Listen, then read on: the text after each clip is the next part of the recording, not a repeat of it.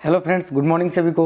Welcome back. स्वागत है आप सभी के एक बार फिर से आपके अपने यूट्यूब चैनल स्मार्ट स्टडी में। तो साथियों, आज है 22 फरवरी और 22 फरवरी 2021 के जितने भी इंपॉर्टेंट क्वेश्चंस बनते हैं करंट के, वो हम लोग सारा इस क्लास में डिस्कस करेंगे। क्वेश्चंस के साथ उनके एक्स्ट्रा फैक्ट्स भी बताएंगे, फुल एनालाइज के साथ इस क्लास को कराएंगे अभी।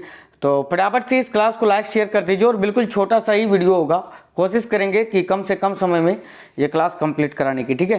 तो आप लोग सभी फटाफट से क्लास को लाइक शेयर कर दीजिए, नए साथी जितने हैं सब्सक्राइब करके बेल आइकन ऑन कर लेना। चलो फिर देखते हैं साथियों क्वेश्चन कौन कौन से हैं आज। ये रहा पहला क्वेश्चन, देखो, अरुणाचल प्रदेश का स्थापना दिवस किस तिथि को मनाया गया। अभी हाल ही में अरुणाचल प्रदेश का स्थापना दिवस मनाया गया, तो किस तिथि को मनाया गया वही बताना है। तो देखिए, इस क्वेश्चन का राइट आंसर आ जाएगा 20 फरवरी को। ऑप्शन नंबर भी करेक्ट आएगा साथियों, 20 फरवरी को अरुणाचल प्रदेश का स्थापना दिवस मनाया गया। अब इस क्वेश्चन को लेकर कुछ इंपॉर्टेंट फैक्ट्स देखेंगे।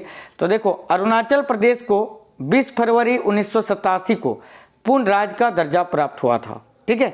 देखो, 1972 तक अरुणाचल प्रदेश को नॉर्थ ईस्ट फ्रंटियर एजेंसी यानी नेफा के नाम से जाना जाता था। क्वेश्चन पूछा जाता है ना, अरुणाचल प्रदेश का पुराना नाम क्या है, तो नेफा के नाम से जाना जाता था, याद रखना, ठीक है। देखो, और एक महत्वपूर्ण बात, तो साथियों देखो, जिसे 20 जनवरी 1972 को केंद्र शासित प्रदेश का दर्जा दिया गया था और इसका नाम बदलकर अरुणाचल प्रदेश कर दिया गया, ठीक है। लेकिन 1972 में देखो, इसको पहले केंद्र शासित प्रदेश का दर्जा दिया था साथियों, बाद में फिर केंद्र शासित से राज्य बनाया गया था। कब? 20 फरवरी 1987 को, याद रखना। आगे देखो, क्वेश्चन ये रहा, देखो 82 यानी 82वीं senior national table tennis championship प्रतिस्पर्धा विजेता का नाम बताइए। देखो, इंपॉर्टेंट क्वेश्चन ये भी, तो इस क्वेश्चन का आंसर आ जाएगा मनिका बत्रा। ऑप्शन नंबर भी बिल्कुल करेक्ट है, मनिका बत्रा। याद रखना, इंपॉर्टेंट फैक्ट्स जानेंगे। तो देखो, मनिका बत्रा की अगर बात करें तो ये पंचकुला के ताऊ देवी लाल स्टेडियम में 82वीं senior national table tennis championship जीती हैं। अब मनिका बत्रा के बारे में तो देखो, वह एक भारतीय टेबल टेनिस खिलाड़ी और नवंबर 2020 तक टॉप पे रहने वाली महिला टेबल टेनिस खिलाड़ी हैं। उन्होंने 2011 में, देखो, उन्होंने 2011 में चिली ओपन के अंडर 21 वर्ग में रजत पदक जीता था और 2015 में उन्होंने कॉमनवेल्थ टेबल टेनिस चैंपियनशिप में 3 पदक जीते थे, याद रखना, ठीक है। आगे देखिए, क्वेश्चन नंबर 3, साथियों, किसने पिरामल समूह द्वारा दीवान हाउसिंग फाइनेंस कॉर्पोरेशन लिमिटेड यानी DHFL के अधिग्रहण को मंजूरी दी है। तो देखो, यहाँ आपका करेक्ट आएगा भारतीय रिजर्व बैंक ने। ऑप्शन नंबर डी करेक्ट आएगा साथियों, RBI।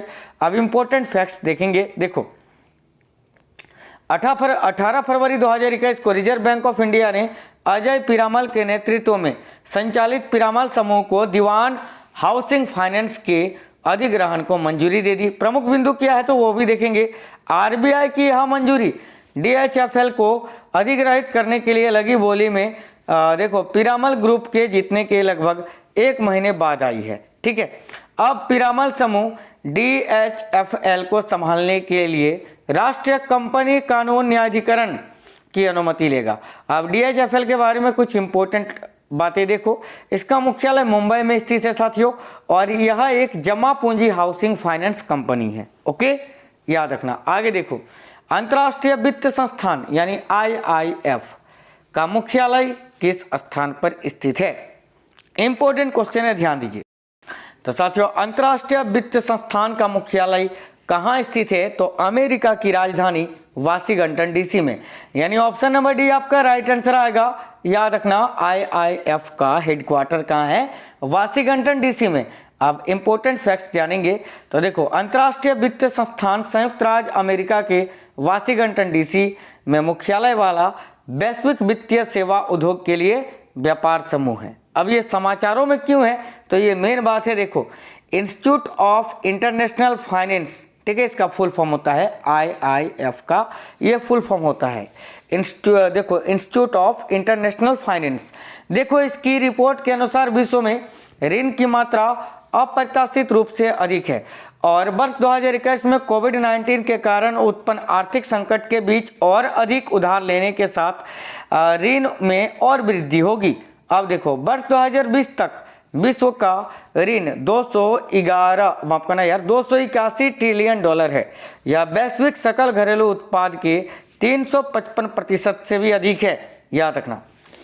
अब आगे देखिए क्वेश्चन नंबर 5, किसको संयुक्त राष्ट्र पर्यावरण कार्यक्रम यानी UNEP द्वारा एशिया पर्यावरण परिवर्तन पुरस्कार 2020 से सम्मानित किया गया? तो साथियों इस क्वेश्चन के राइट आंसर की बात करें तो ऑप्शन नंबर सी करेक्ट आएगा, वन्यजीव अपराध नियंत्रण ब्यूरो को। अब इंपॉर्टेंट फैक्ट्स देखो, वन्यजीव अपराध नियंत्रक ब्यूरो को संयुक्त राष्ट्र पर्यावरण कार्यक्रम यानी UNEP द्वारा एशिया पर्यावरण परिवर्तन पुरस्कार 2020 से सम्मानित किया गया है। अब प्रमुख बिंदु देखिए तो साथियों, WCCB को 3 साल में 2 बार पुरस्कार प्राप्त हुआ है, ठीक है। WCCB को देखो नॉन मेंस श्रेणी के तहत इस साल के पुरस्कार से सम्मानित किया गया है। इससे पहले WCCB ने उसी श्रेणी के तहत 2018 में पुरस्कार प्राप्त किया था। अब WCCB के बारे में देख लो, यह देश में संगठित वन्यजीव अपराध से निपटने के लिए पर्यावरण, वन एवं जलवायु परिवर्तन मंत्रालय के अधीन भारत सरकार द्वारा स्थापित एक संविधिक अनुशासनिक इकाई है, याद रखना, ठीक है। आगे देखिए क्वेश्चन नंबर 6, साथियों कासरगोड और सौर ऊर्जा परियोजना किस राज्य की महत्वपूर्ण परियोजना है? इंपॉर्टेंट क्वेश्चन है, ध्यान दीजिए। तो साथियों कासरगोड सौर ऊर्जा परियोजना ये किस राज्य की महत्वपूर्ण परियोजना है? तो केरला की। केरल आपका राइट आएगा, ऑप्शन नंबर बी। अब देखिए यहाँ अरुविकारा केरल में तिरुवनंतपुरम जिले में एक पंचायत है। यह तिरुवनंतपुरम से 15 किलोमीटर दूर करमाना नदी के तट पर स्थित है। अब समाचारों में क्यों है तो देखो, प्रधानमंत्री AMRUT मिशन के तहत अरुविकारा में बने 75 MLD यानी मिलियन लीटर प्रतिदिन, ठीक है, जल संशोधन संयंत्र का उद्घाटन किया है। यह तिरुवनंतपुरम के लोगों के लिए पीने के पानी की आपूर्ति को बढ़ावा देगा और अरुविकारा में मौजूदा प्रशोधन संयंत्रों में रख रखाव कार्य चलने की स्थिति में शहर में पीने के पानी की आपूर्ति को बनाए रखने में मदद करेगा, याद रखना सभी, ठीक है। आगे देखिए क्वेश्चन नंबर 7, निम्न में से किस शहर को tree city of the world के रूप में मान्यता दी गई है? इंपॉर्टेंट क्वेश्चन है, ध्यान दीजिए। साथियों निम्न में से किस शहर को tree city of the world के रूप में मान्यता दी गई है? तो याद रखना हैदराबाद को। इंपॉर्टेंट क्वेश्चन है, किस शहर को tree city of the world के रूप में मान्यता दी गई है? तो हैदराबाद को। देखो भारत के तेलंगाना राज्य की राजधानी और सबसे बड़े हैदराबाद को tree city of the world के रूप में मान्यता दी गई है। हैदराबाद को राज्य सरकार के हरिताहरम कार्यक्रम और शहरी वन पार्कों की योजना के तहत शहरी वानिकी के विकास और रखरखाव के लिए चुना गया है। प्रमुख बिंदु क्या है तो देखो सभी साथी, द आर्बर डे फाउंडेशन और संयुक्त राष्ट्र के खाद्य एवं कृषि संगठन ने हैदराबाद को यह मान्यता दी है। अब यह शहर 23 देशों के 120 अन्य शहरों में शामिल हो गया है, जिनमें अमेरिका, ग्रेट ब्रिटेन, कनाडा और ऑस्ट्रेलिया शामिल हैं, ठीक है। शहर का मूल्यांकन 5 मैट्रिक्स पर किया गया था।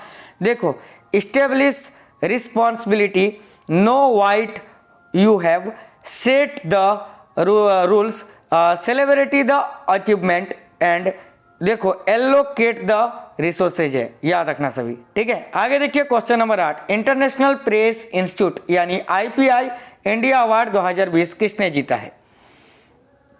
तो साथियों याद रखना रितिका चोपड़ा ने। रितिका चोपड़ा करेक्ट आएगा, ऑप्शन नंबर बी। इंपॉर्टेंट बातें देख लो, रितिका चोपड़ा ने पत्रकारिता में उत्कृष्टता के लिए international press institute India award 2020 जीता है। रितिका चोपड़ा अखबार इंडियन एक्सप्रेस में सीनियर असिस्टेंट एडिटर है, ठीक है। रितिका चोपड़ा को यह पुरस्कार 2019 के लोकसभा चुनाव के दौरान निर्वाचन आयोग के कामकाज पर उनकी रिपोर्ट के लिए दिया गया है, ठीक है। आगे देखिए साथियों क्वेश्चन नंबर 9, देखो परिसीमन आयोग के वर्तमान में अध्यक्ष कौन है? तो साथियों देखना परिसीमन आयोग के वर्तमान में अध्यक्ष है Ranjana Desai. Option number C यहाँ करेक्ट आएगा, रंजना देसाई, याद रखना। देखो भारत के परिसीमन आयोग के वर्तमान प्रमुख सेवानिवृत्ति न्यायमूर्ति रंजना प्रकाश देसाई ने जम्मू और कश्मीर के केंद्र शासित प्रदेशों के परिसीमन के बारे में अपना सुझाव मांगने के लिए नई दिल्ली में एक बैठक का आयोजन किया।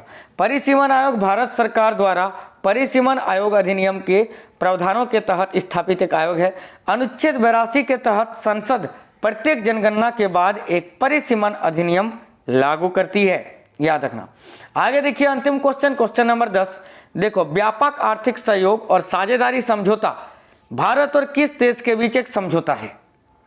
साथियों देखना, करेक्ट आएगा मॉरिशस और भारत के बीच। इंपॉर्टेंट फैक्ट्स देखो, केंद्रीय मंत्रिमंडल ने भारत और मॉरिशस के बीच व्यापक आर्थिक सहयोग और साझेदारी समझौता पर हस्ताक्षर किए जाने की मंजूरी दी है। भारत मॉरिशस CEPCA किया है। तो देखो, भारत मॉरिशस भारत मॉरिशस देखो CEPCA पहला व्यापार समझौता है जो अफ्रीका के किसी देश के साथ किया जा रहा है। ठीक है, यह समझौता एक समिति समझौता है जो वस्तुओं के व्यापार, मूल नियमों, सेवाओं में व्यापार में तकनीकी बाधाओं, स्वच्छता और पादप स्वच्छता उपायों, विवाद निपटान, नागरिकों के आवागमन, दूरसंचार, वित्तीय सेवाओं, सीमा शुल्क प्रक्रियाओं और अन्य क्षेत्रों में सहयोग को कवर करेगा। देखो, यह दोनों देशों के बीच व्यापार को प्रोत्साहित करने और बेहतर बनाने के लिए एक संस्थागत तंत्र प्रदान करता है। तो साथियों, thanks for watching this video. अब वीडियो को लाइक करके बता दो आप हमें कि ये क्लास आपको कैसा लगा है। कमेंट करके ये जरूर बताना ये क्वेश्चंस कैसे थे और आपको ये क्लास कैसा लगा है। देखो, ये डेली का करंट अफेयर्स डेली सवेरे 6 बजे आपको मिल जाता है, तो आप लोग देख लिया करिए। उससे पहले इस क्लास को सभी साथी मिलकर अभी लाइक कर दीजिए, शेयर करिए। नए साथी जितने भी हैं सब्सक्राइब करके बेल आइकन को ऑन कर लेना। ठीक है, मिलते हैं साथियों अगले क्लास में, जो कितने बजे लगेगी। तो तैयार रहना सभी आप लोग 10:30 बजे, 1:30 बजे, ठीक है, शाम में 7 बजे और रात में 8:30 बजे। ठीक है, ये स्मार्ट स्टडी पर क्लासेस लगेगी।